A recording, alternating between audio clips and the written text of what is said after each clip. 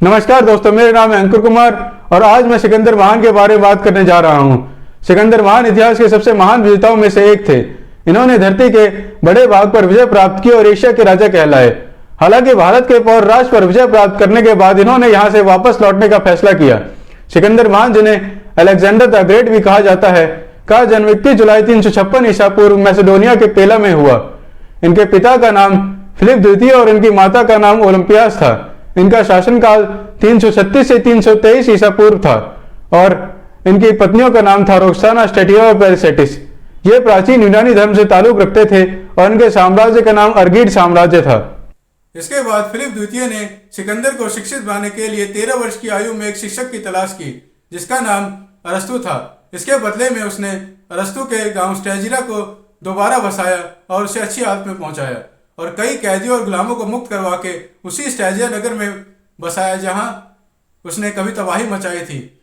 इसके बाद उसने महल के ही एक अप्सरा मंदिर को एक शिक्षा संस्थान में बदल दिया जहां पे अरस्तु, जिसे कि एक महान शिक्षक कहा जाता था, ने सिकंदर सहित कई राजकुमारों को नैतिकता, धर्म, तर्कशास्त्र, कला, चिकित्सा और दर्शन के बारे में 3 साल अच्छी तरह से पढ़ाया।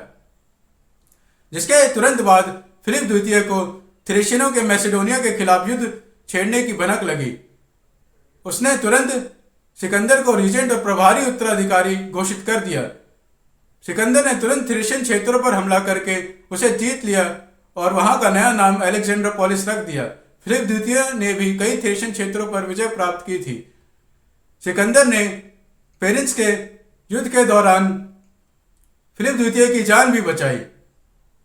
इसके बाद 338 ईसा पूर्व फिलिप द्वितीय और सिकंदर एक साथ एलेटिया शहर पर विजय प्राप्त करने निकल पड़े और इसके पास के ही शहर थे एथेंस और थेब्स। फिलिप द्वितीय थेब्स का साथ युद्ध के मैदान में चाहता था पर थेब्स ने एथेंस का साथ दिया। जिसके बाद फिलिप द्वितीय और सिकंदर ने अपनी अपनी सेना की कमान संभाली और इसके बाद फिलिप द्वितीय ने एक अंतिम शांति प्रस्ताव दोनों को भेजा जिसे दोनों ने ठुकरा दिया। इसके बाद उल्टा उन्होंने सिकंदर और फिलिप की सेनाओं पर हमला कर दिया। इस युद्ध को चेरोनिया के युद्ध के नाम से जाना जाता है और इस युद्ध में मैसेडोनिया सेना की कमान मैसेडोन, थिस्ली, अर्गोस और अर्काडिया नहीं, इनके खिलाफ एथेंस, थेब्स, कोरिंथ, मेगारा, अचिया, चालिस, एपिडोरस, अकर्निया और ट्रोजन एक साथ थे।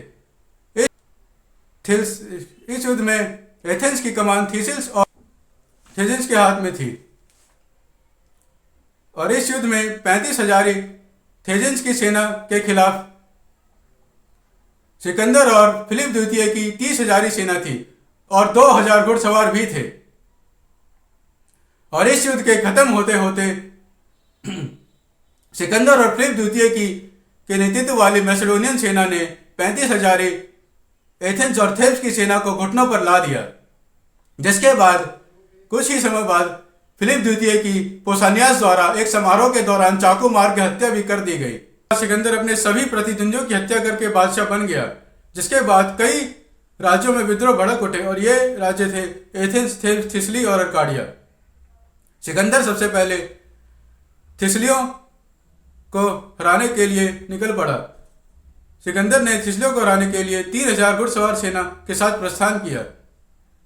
उसने वहां पे देखा कि थिस्लियों ने माउंट ओसा और माउंट ओलिम्प पर कब्जा कर लिया था।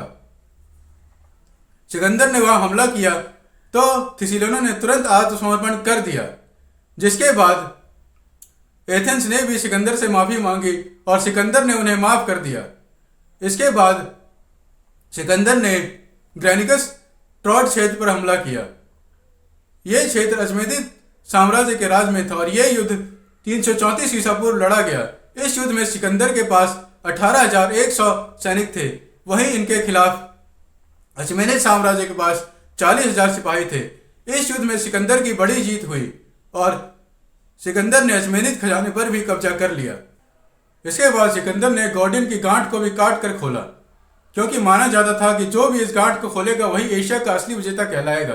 जिसके बाद सिकंदर ने इस गांठ को काट के खोला क्योंकि उनका मानना था कि इसे कैसे भी खोला जाए, इससे फर्क नहीं पड़ता। जिसके बाद सिकंदर ने ईसुस अनातोलिया की लड़ाई भी लड़ी और इस युद्ध में सिकंदर के पास 37,000 सेना थी और यह युद्ध उसने अचमेनिद साम्राज्य के खिलाफ ही लड़ा। इस युद्ध में अचमेनिद साम्राज्य के पास 50,000 से 60,000 की सेना थी और उनका नेतृत्व डेरियस तृतीय कर रहे थे।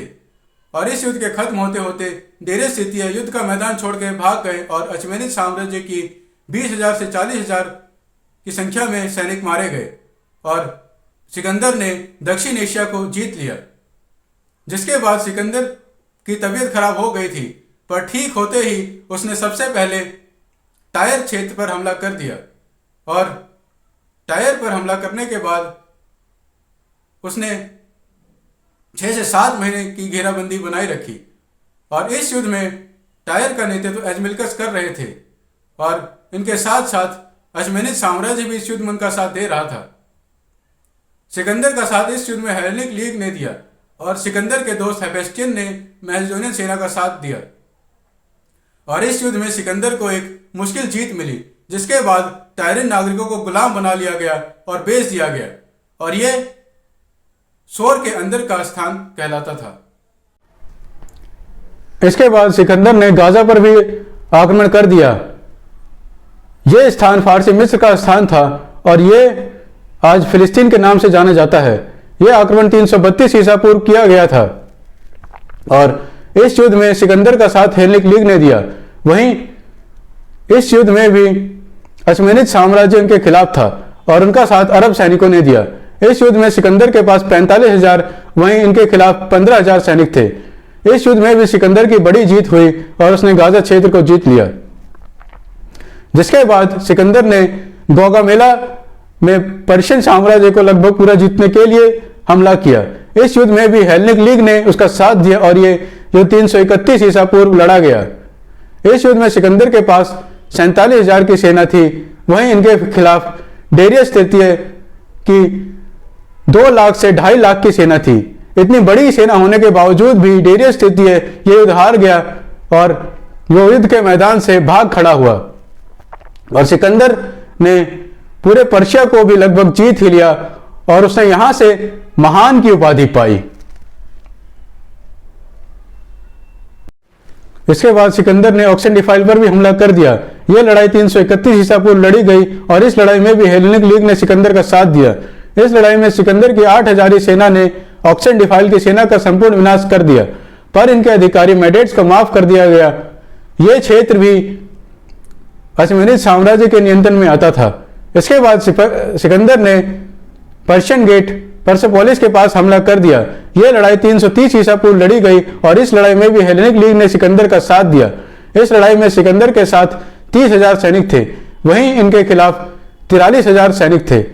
इस लड़ाई में अरियोबार्जिन श्यूटाब ने फारसी सेना का नेतृत्व किया और इस लड़ाई के खत्म होते होते फारसी सेना का संपूर्ण विनाश हो गया और सिकंदर कुछ नुकसान के साथ विजय हुआ।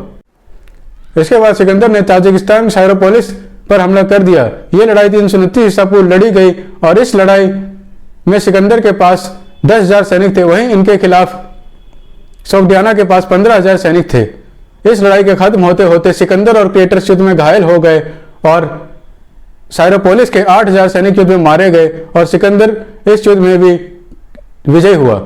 इसके बाद सिकंदर ने जकार्ता पर हमला कर दिया। यह लड़ाई 329 ईसा पूर्व लड़ी गई और ये आज के ताजिकिस्तान, किर्गिस्तान, उज्बेकिस्तान और कजाकिस्तान के आसपास का क्षेत्र था। इस लड़ाई में सिकंदर के 6,000 सेना के सामने खाना बदोसों की 20,000 सेना थी और इस लड़ाई के खत्म होते होते खाना बदोसों के 1,200 सैनिक मारे गए, वहीं सिकंदर के 160 लोग मारे गए और 1,000 लोग घायल हो गए। जिसके बाद सिकंदर इस युद्ध में भी विजय हुआ। इसके बाद सिकंदर के जनरल कोइनेस को स्पीटामेनस ने गबई में हराया। स्पीटामेनस सिकंदर का एक धोखेबाज जनरल था। जिसके बाद सिकंदर ने स्पीटामेनस की बेटी की शादी अपने करीबी जनरल सेल्यूकस निकेटर के साथ करवाई। इसके बाद सिकंदर ने सोग्डियन रॉक की घेराबंदी की। यह स्थान ताजिकिस्तान का स्थान था। इस युद्ध में सिकंदर के साथ 300 सैनिकों ने दिया और ये युद्ध में अरिमाजेस ने शोगटेनरॉक का नेतृत्व किया और इस युद्ध में सिकंदर के 30 सैनिक मारे गए और कुछ नुकसान के साथ सिकंदर विजयी हुआ। जिसके बाद सिकंदर ने भारतीय उपमहाद्वीप पर हमला कर दिया। यह हमला 327 से 326 ईसा पूर्व किया गया और काबुल घाटी पर किया गया। इस युद्ध में लीग ऑफ कोरिंथ ने सिकंदर का साथ दिया और इस युद्ध में काबुल घाटी की सेना का नेतृत्व एस्पासियो कर रहे थे और इस युद्ध के खत्म होते होते सिकंदर की सेना का कुछ नुकसान हुआ, पर वे इस युद्ध में भी विजयी हुए। इसके बाद सिकंदर ने एरेगियम पर भी हमला किया, क्योंकि उसके जनरल टॉलमी ने उसे बताया कि वहां पर गुरियों ने हमला कर एक बहुत बड़ी सेना इकट्ठा कर ली है। जिसके बाद सिकंदर ने एरेगियम की ओर प्रस्थान कर उन पर एक बहुत मुश्किल जीत हासिल की और 40,000 गुरियों को बंदी बना लिया। इसके बाद सिकंदर ने एरोनस पर भी हमला किया। यह प्राचीन पाकिस्तान के पंजाब के अटक के पास का क्षेत्र था। सिकंदर ने यहां 1 साल जूझने के बाद 326 ईसा पूर्व कब्जा कर लिया था। इसके बाद सिकंदर ने कई छोटे बड़े युद्ध जीत के पंजाब प्रांत के मल्ली पर आक्रमण कर दिया था और इस युद्ध में भी लीग ऑफ कोरिंथ ने सिकंदर का साथ दिया था और अधिकारी थे हेफेस्टियन और पेइथुन। सिकंदर की जीत हुई। यह युद्ध 326 से लेकर 325 ईसा पूर्व लड़ा गया था। इसके बाद सिकंदर ने हेलेनिक लीग, पर्शियन और गांधार के अंबी के साथ मिलकर पंचनद के राजा पोरस पर हमला कर दिया। यह लड़ाई हेदास्पेस की लड़ाई के नाम से प्रसिद्ध हुई और यह 326 से लेकर 325 ईसा पूर्व लड़ी गई। इस लड़ाई में राजा पोरस ने सिकंदर के खिलाफ बहुत बहादुरी से लड़ाई लड़ी, लेकिन इसके बावजूद इनकी इस युद्ध में हार हुई। लेकिन उनके बहादुरी के कारण सिकंदर ने उन्हें उनका राज्य लौटा दिया। जिसके कुछ वक्त के बाद सिकंदर ने यहां से वापस लौटने का फैसला भी किया, क्योंकि माना जाता है कि उनकी तबीयत खराब हो गई थी और यहां से वापस लौटते लौटते ऐसा माना जाता है कि रास्ते के बीच में न्यूमोनिया के कारण उनकी मृत्यु हो गई थी। हाँ तो दोस्तों, आपको आज का वीडियो कैसा लगा हमें नीचे कमेंट्स में जरूर बताएं और अगर आपको आज का वीडियो अच्छा लगा हो तो प्लीज इस वीडियो को लाइक, शेयर और सब्सक्राइब जरूर करें और हाँ, नोटिफिकेशन बेल भी जरूर दबा दें ताकि आपको आगे आने वाले वीडियो के अपडेट्स ऐसे ही मिलते रहें। धन्यवाद दोस्तों, अपना ख्याल रखें। अपने